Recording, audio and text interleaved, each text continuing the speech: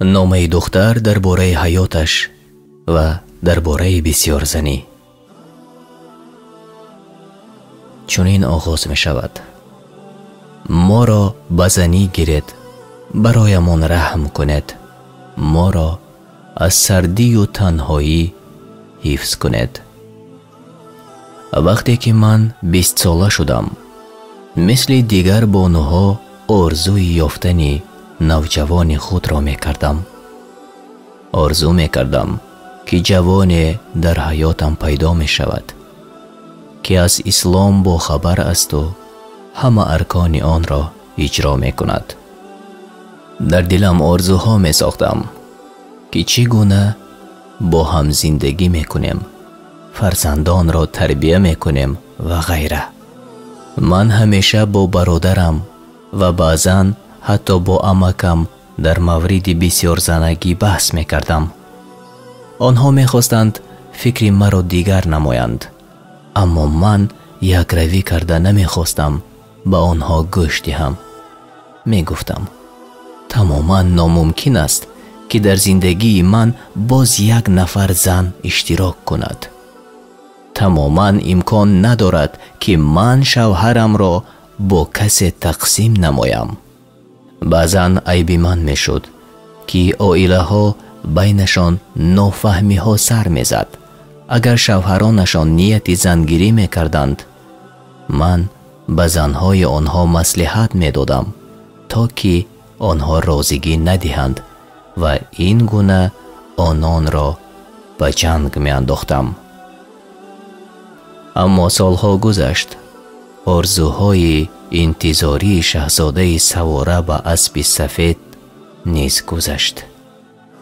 лекин боз ҳам интизор мешудам, ба гумоне ки шояд дер мекунад. сабр пеша кардам. о аллакай 30 сола! о аллоҳ, чӣ бояд кард? худам берун шавам ва ҷавонро ҷустуҷӯ кунам? чӣ шармандагӣ! мардум низ чунин мегӯянд. танҳо мебояд ки сабр намоям. як рӯз аз забони як зане ки дуртар аз ман буд шунидам ки мегуфт: фалонӣ пирдухтар шудааст. худ ба худ гуфтам: бечора фалонӣ пирдухтар шудааст. вале он фалонӣ ин ман. онҳо дар бораи ман мегуфтанд. ё аллоҳ, ин номи ман ку? ман пирдухтар шудаам.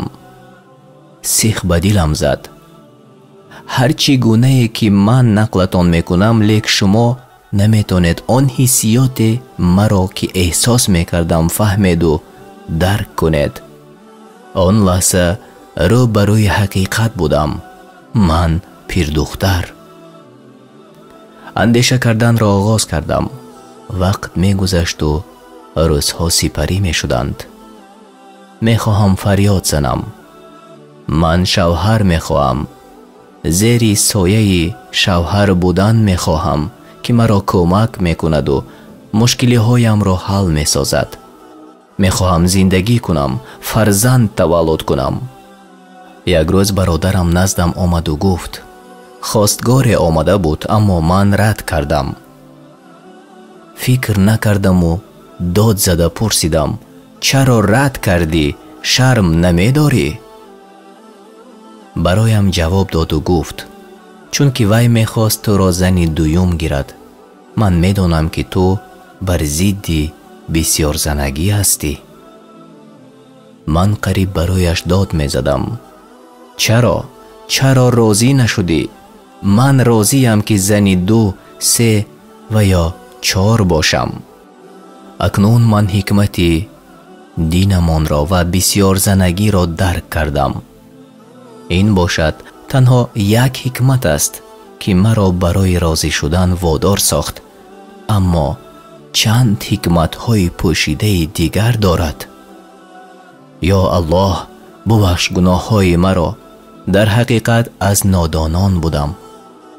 ман ба мардон муроҷиат мекунам, бо 1 ё 2 و 3 و یا 4 نکاح کنید به شرطی که عدل کرده توانید. ما را از تاریکی و تنهایی آزاد کنید. ما هم مثل شما آدم هستیم، درد را احساس میکنیم. ما را حفظ نمایید و برایمان رحم کنید. مراجعت دیگرم به زنها و خواهران شوهردارم. الله را شکر کنید برای نعمتهایش که شما طمع پیردختری و یا زنی بی شوهر مانده را نچشیده اید. من تو را التجا می کنم اگر شوهرت زنی دویم خواست، رنج مکش، عصبی مشو و مانع ایجاد نکن، برعکس دستگیری نمای. من میفهمم که آسان نیست، اما به امید مکافات الله شو. به اطراف نگر، ببین آن حالت خواهران مؤمنت را، بینشان دختران شوهر ناکرده و جدا شده و بی شوهر مانده. کیست برای آنها؟ آنها را مثل خواهر قبول کن و اجر بزرگ برای صبرت از الله گیر. ممکن که شما میگویید برای او مردی مجرد پیدا می شود و به زنی می گیرد. من باشم میگویم آمار اهالی را نگاه کنید. واقعا زنها نسبت به مردان زیادند و اگر همه مردان یکتایی زن گیرند، بسیاری دختران شوهر ناکرده میمانند. تنها فکر خودت را نکن، فکر ما را نیز کن. قهر و غضبم می آید وقتی که شوهر را می بینم که دست زنش را گرفته است، اما چی کنم با چنین احساسم؟ برای کسی اسرار نیست که بسیار زنگی فایده آور است. در حقیقت این یکی از ستونهای پرقوت است که از زناکاری نگاه می دارد و یکی از راههای بزرگترین جلب نیکویی و رزق فراوان است. این همه را مردم صاحب دانش و با ایمان می دانند. اگر شما برای بسیار زنی دلیری نداشته باشید، این پیام را به شخصی که صاحب این شجاعت است برایش فرستید.